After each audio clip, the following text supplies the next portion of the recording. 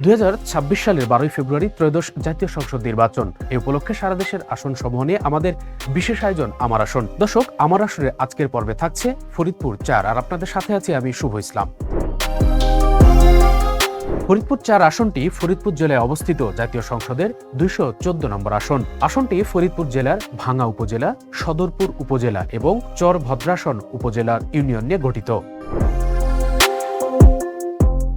এই আসনের আয়তন 631.24 বর্গ কিলোমিটার। এই আসনের জনসংখ্যা 5,63,271 জন। এই আসনে মোট ভোটার রয়েছে 4,96,729 জন।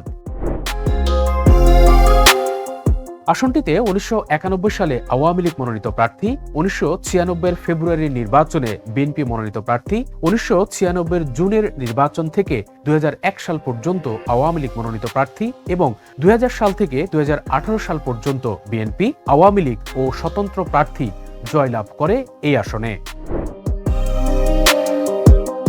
ফরিদপুর 4 আসনে এবার বিএনপি থেকে মনোনীত প্রার্থী কৃষক দলের কেন্দ্রীয় কমিটির সাধারণ সম্পাদক শহীদুল ইসলাম বাবুল, জামাতের মনোনীত প্রার্থী মাওলানা সারোয়ার হোসাইন, বাংলাদেশ খেলাফত মজলিসের প্রার্থী মাওলানা মিজানুর রহমান মোল্লা। এই আসনে স্বতন্ত্র প্রার্থী হিসেবে নির্বাচনে অংশ নেবেন মুফতি রায়হান জামিল এবং মুজাহিদুল ইসলাম।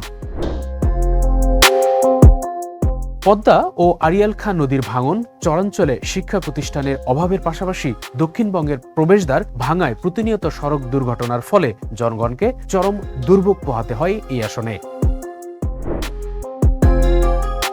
দর্শক, এতক্ষণ আমরা ফরিদপুর 4 আসনের নির্বাচনী হালচাল আপনাদের সামনে তুলে ধরার চেষ্টা করেছি।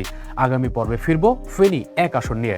দর্শক, এই আসনে যে কোনো ধরনের সমস্যা আমাদেরকে জানাতে পারেন আমাদের কমেন্টস বক্সের মাধ্যমে। আমরা আপনাদের পাঠানো কমেন্টসগুলো বাংলাভিশনের যে কোনো নির্বাচন কেন্দ্রিক প্রোগ্রামের মাধ্যমে দর্শকের সামনে তুলে ধরার চেষ্টা করব। সে পর্যন্ত ভালো থাকবেন, সুস্থ থাকবেন। আল্লাহ হাফেজ।